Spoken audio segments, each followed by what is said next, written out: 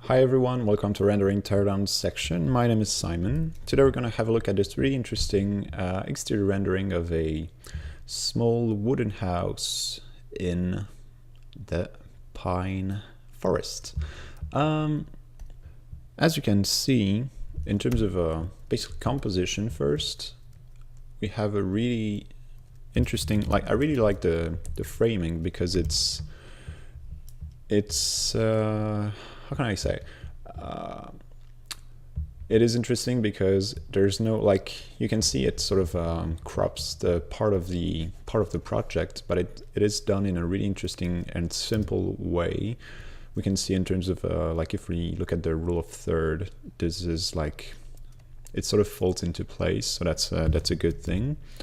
And I quite like this kind of framing because we can see a lot more details than if we were standing, say, this image would actually be far less interesting if we had if we were saying maybe 5 meters back and we had the top of the roof here and the end of the cube here on the left, because it would just be extremely basic, whereas here we have something a little bit more interesting with a nice crop and a nice focus given on the on this part of the image, and a really nice foreground here with the cast shadows of a pine tree behind us. So in terms of framing, I really like the image. It might be, yeah, no, it's good. In terms of lighting, we can see, if we put it in black and white, but we can already see it in colors, is that there's a little bit of overexposure, which is not really, well, it could be intentional, but I'm personally not a huge fan of that, so I would try to sort of lower the exposure so that you actually don't lose, you can see there are some areas that are really burnt, or in our case here, for example, there's no, basically what you can see here is that there's, here it's okay, we have different values, but here you can see it's sort of almost just black and white, which basically means the contrast is way too high in this area, so everything is either black or burnt, so it's not really what you want. If you see it like that, you can see it actually that the background, I don't know if it's background photo or rendered. It could be both because it sort of fits well in terms of lighting. But here you can see it sort of looks flat because of the actual overexposure. So be careful with that. I think I changed a little bit the curve here so that we have a little bit more contrast here, and then I changed here the trees. I can't really do much because, well, the information of the pixels are lost in the overexposed area, but the idea here is just to lower the intensity or the exposure in the background so that you have something a little bit more legible. In terms of lighting still, there's something, I think, I quite like the idea of how the sun is basically oriented. This is usually if we didn't have trees in our behind us, it would really look like crap because both facade would be in plain sun, and that would be really uninteresting, and everything would look flat. But in our case here, we have really interesting cast shadows, really soft and really good looking, so that works really well. The only thing I'm wondering about is the problem I have is with the interior of the project. As you can see, or actually not really see, we can only see about a meter deep in the image. in the inside of the project. I'm wondering if it's because of the glass setup or if it's because of the light setting, because you can see that this is the dark part, like there's a pine tree right behind us that sort of casts shadows inside. The thing is, it would really be interesting to see much deeper in the project. Like we can sort of see a little bit here, but even though this is not like, you have to be careful not to use artificial light just to light your image, because it wouldn't make sense since it's the sort of the middle of the day. Whereas here, you still want to see the inside of the project. So what you do is you either use softboxes so that you can actually see stuff inside, or maybe, as I said, it's just a glass setting that is not refractive enough or something like that. Either way, you have to see what's going on. And it's especially weird because considering the angle of the cast shadows, that means that this should, like the sun should penetrate much deeper inside behind the glass here, so we should be able to see something. And the thing is, as you can see, like if I put it in black and white again, this is basically a black square perfectly in the middle of your image. This doesn't really matter because we can see it's opaque, it's a door, but this is supposed to be glazing and we can't really see through it, so that's a problem.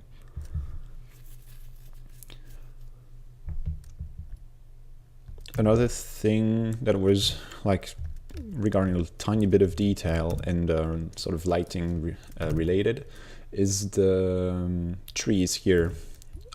It could be interesting, although like it's really just a tiny variation, but like the idea is to, just like when you use forest pack and you have the forest color variation, it could be interesting to have slight variation of greens between one tree to another, because here they were overexposed and they sort of look the same in terms of hue, whereas usually there's a really slight variation that can be a little bit darker, a little bit bluer, or stuff like that. So it can be interesting to play on this.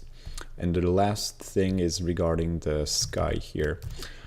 Two things regarding the sky. The first one is, I'm not the one who will tell you to put like clouds everywhere or stuff like that. Here the sky is extremely simple. It sort of works. It would work still with a tiny bit of clouds and stuff like that.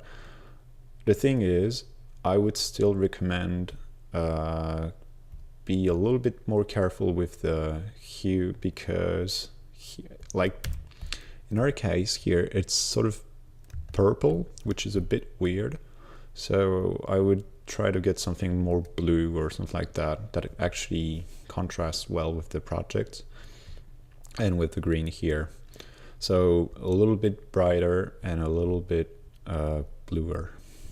It's, if I put that, you can see the difference. It's definitely not the same hue, but as you can see here, we had like something that's purple, and the problem is it sort of relates to the shadow colors here, which is not really like, it's not really how it should be.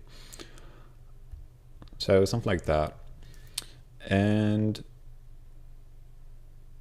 that's it, I think, for the sky.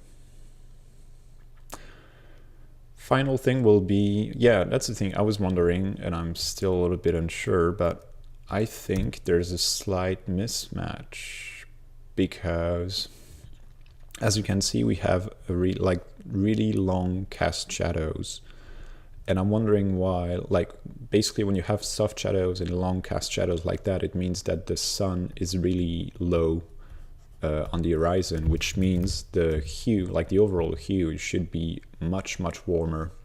So that's why I'm not really like, the blue sky is maybe not what should actually be happening right now, and maybe it should be like a dawn or dusk sun, however you set your sun. So yeah, maybe double check the actual hour that you used when you render the image. Final thing will be regarding the textures. There's a couple of things I think could be enhanced. It's basically a matter of consistency. The problem here, you can see we have like The sheet of metal here, as you can see, is really like there's a lot of sort of rust or dirt or whatever that is. That is quite interesting. I mean, it's a nice detail to add. The thing is, you have to have this sort of consistency between all the materials, because if this has aged, so should the timber of the cladding here. And as you can see, the timber looks, it sort of looks, there are a couple of like you can see it's a little bit aged and things like that. The thing is, when it comes to cladding, the main aging process is going to be regarding the light and how it reacts to sun. So basically here, if this is a south facing facade, this should have like a different tint than the east one and then the north one, but we cannot see it. The thing is, there should be like, there's a couple of things that happen on basically facade in timber, is that you're gonna have some sort of leaks, especially here because we don't have gutters. So there should be like the color of the upper part of the wood will be different of what's happening here, because the water is going to accumulate and sort of drips down here. In the same way that if it rains, since the wood goes all the way down to the gravels here, if this is wet, it's going to damp, like the bottom part of the timber is going to get damp, and then it's going to start to decay. So you should have like different variation of sort of cleanness or dirtiness of the wood, depending on where you are and what direction you're facing. And here it's the same, like basically here, since you're gonna have the cast shadow of this volume on this facade, it means that this is gonna age differently than the bottom part of the house. So it would be interesting in terms of detail, just like you added some basically dirt maps here, to actually play around with how these little planks are going to age differently regarding, like, depending on how they're facing. The other thing, and I'm not sure, but I think they look a little, I'm not sure if they're modeled. They sort of look okay, but if they're not modeled, I would suggest actually modeling them, because it will always look better, and there are many ways to actually add like planks in an easy way if you use like floor generator or mighty tiles or forest pack or whatever, or what's the name, raid clone. There are many ways to achieve this kind of results, and that way you're going to have a little bit more flexibility when using this.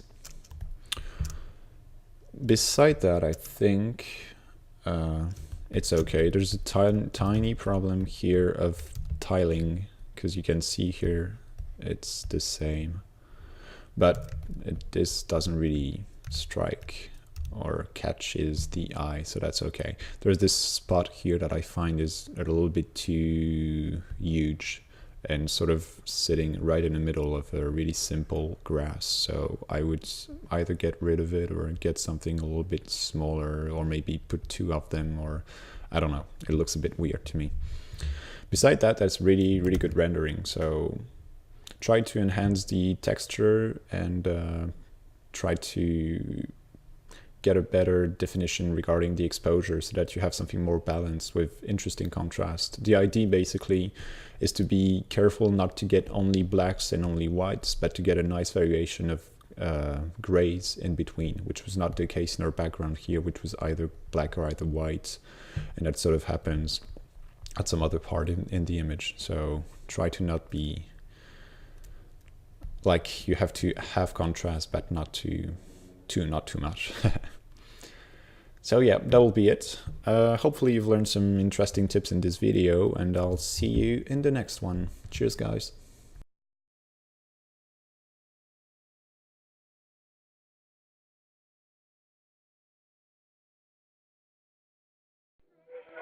Tonight, you